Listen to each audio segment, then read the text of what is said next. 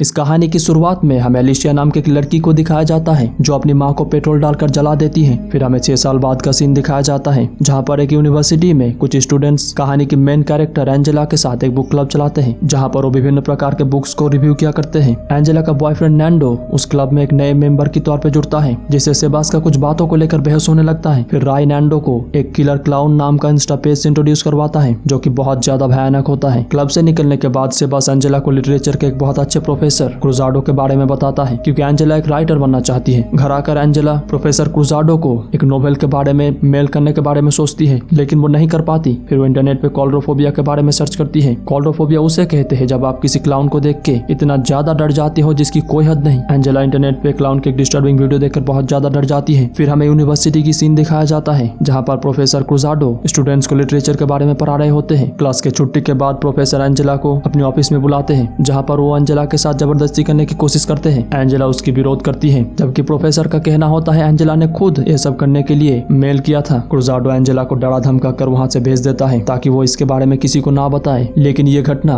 Angela के दोस्तों के बीच फैल जाता है जिससे वो सब एंजेला को सहानुभूति दिखाते हुए मैसेज करने लगते हैं और क्रुजाडो के ऐसे बर्ताव के लिए उसे सबक सिखाने के बारे में सोचते हैं। फिर एंजेला और उसके दोस्त क्लाउन के भेष में रात में यूनिवर्सिटी में पहुंच जाते हैं जब वहाँ पर क्रुजाडो के अलावा कोई नहीं होता। लेकिन ठीक से देखने पे उन्हें वहाँ पर वर्जीनिया मिलती है जिसे वो जबरदस्ती अपने साथ जोड़ लेते हैं। जिसके बाद क्लाउन के भेष में एंजेला का एक दोस्त क्रुजाडो के ऑफिस में जाकर उसे डरा देता है जिससे क्रुजाडो डर जाता है और सीढ़ियों से होता हुआ ऊपर चला जाता है जहाँ पर कोई उस पर हथौड़ा से हमला करता है और उसके मुंह से खून निकलने लगता है जिसे देखकर एंजेला डर जाती है और क्रुजाडो के साथ उसके टकराव के कारण क्रुजाडो के पैर फिसल जाता है और वो नीचे गिर जाता है। नीचे रखे एक स्टैचू के नुकीला हिस्सा क्रुजाडो के शरीर के आर पार हो जाता है जिससे उसकी वही मृत्यु हो जाता है। एंजेला और उसके दोस्त इससे बहुत ज्यादा डर जाते हैं और वो सब कसम खाते हैं कि वो इसके बारे में किसी को नहीं बताएंगे ताकि उन पर कोई लीगल एक्शन ना हो और ये घटना बस एक एक्सीडेंट या फिर सुसाइड जैसा लगे। और होता भी ऐसा ही है। लेकिन कोई उनके ग्रुप पे मैड क्लाउन नाम से एक मैसेज सेंड करता है जहाँ पर चैप्टर 1 करके प्रोफेसर के मौत के बारे में और ये सब किसने किस तरीके से किया और इसके लिए उन सबको मरना पड़ेगा, एक मौत एक चैप्टर ऐसा करके लिखा होता है। मतलब वो मैड क्लाउन जो भी है वो एंजेला के दोस्तों में से किसी को मारेगा और उसका चैप्टर बना के पब्लिश करेगा। अब क्योंकि उस रात प्रोफेसर के मौत के समय उनके अलावा वहाँ पर कोई मौजूद नहीं था इसीलिए प्रोफेसर के मौत के बारे में किसी को पता नहीं चलना चाहिए, इसीलिए वो एक दूसरे पे ही शक करने लगते हैं। फिर वो मैड क्लाउन दूसरा चैप्टर पब्लिश करता है जहाँ पर उसने लिखा होता है कि वर्जीनिया जब क्लाउन के डर से उस शहर को छोड़कर जा रही होती है तब क्लाउन उस पर हमला कर देता है जिससे बचते हुए वो एक खंडर जैसी जगह पर पहुंच जाती है और वहाँ पर गिरने के कारण एक नुकीला चीज उसके पेट में घुस जाता है और वो क्लाउन उस पर हमला करके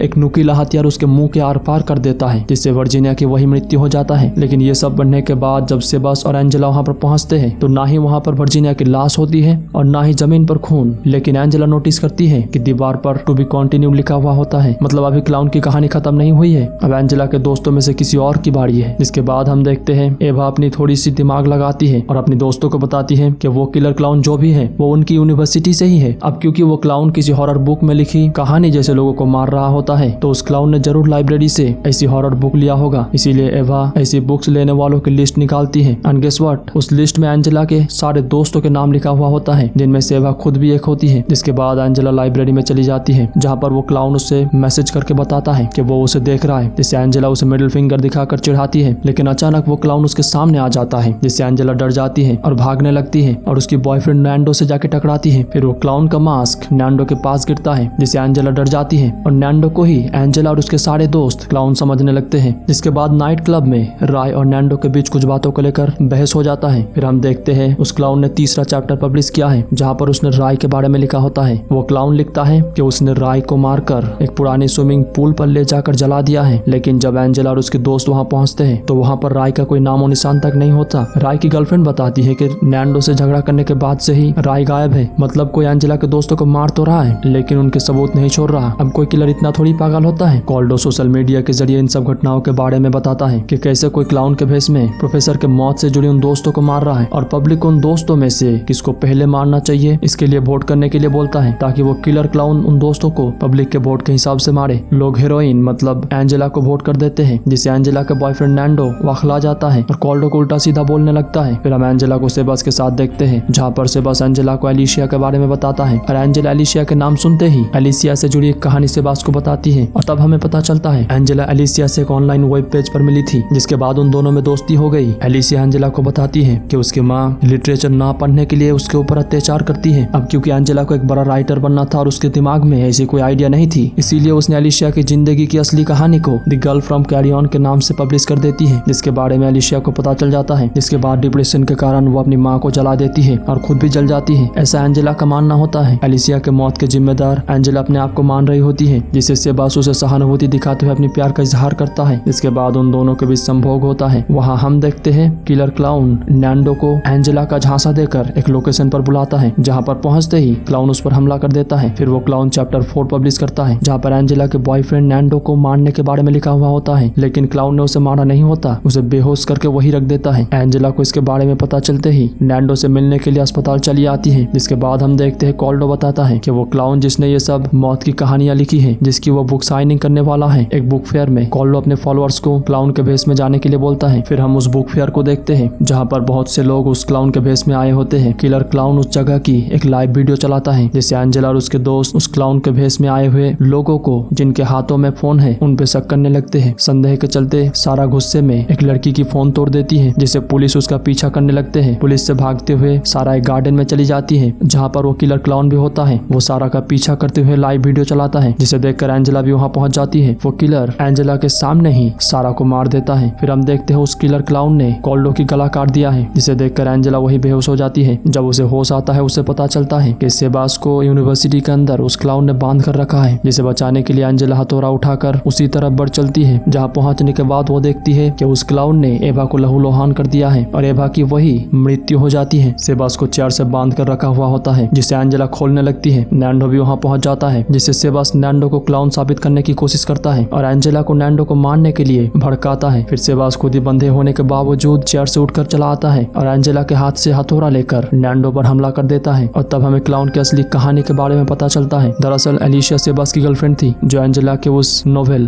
the girl from carry on की वजह से लगभग पागल हो चुकी थी और सुसाइड करने वाली थी। एलिशिया इसके बारे में सेबास को बताती है और सेबास एंजेला से इसका बदला लेने के लिए इतने सारे लोगों को मार चुका है। और सेबास ने ही एंजेला की तरफ से प्रोफेसर क्रुजाडो को एक सेक्सुअल मेल किया था, जिसकी वजह से प्रोफेसर ने उसके साथ जबरदस्ती करने की कोशिश किया था, जिससे बदला लेने के लिए उन सब ने मिलकर प्रोफेसर को मार दिया। लेकिन ये प्लान सेबास का था और इसी बहाने सेबास ने क्लाउन बनकर उन सबको मार दिया, ताकि वो भी एक नोवेल लिख सके, जैसा कि एंजेला ने एलिशिया के बारे में लिखी थी। और ये सब जानने के बाद एंजेला सेबास पर हमला करके वहाँ से निकल जाती है, लेकिन क्लाउन के भेष में वर्जीनिया उसके सामने आ जाती है। वर्जीनिया बताती है वही एलिशिया है और उसने आत्महत्या नहीं की थी, वो सब तो बस एक अफवाह था। एंजेला से बदला लेने के लिए सेबास और एलिशिया ने ये सब कांड किए थे। एंजेला उन दोनों को एक दूसरे के खिलाफ करने की कोशिश करते हुए उन दोनों का ध्यान भटका देती है और मौके का फायदा उठाकर नैंडो, जो कि अभी भी जिंदा होता है, सेबास पर हमला कर देता है और सेबास नीचे जाकर वही स्टैचू पर गिरता है, जिसकी नुकीला हिस्सा उसके शरीर के आर पार हो जाता है और इसकी वही मृत्यु हो जाता है। यह देखकर एलिशिया वखला जाती है और नैंडो पर हमला करके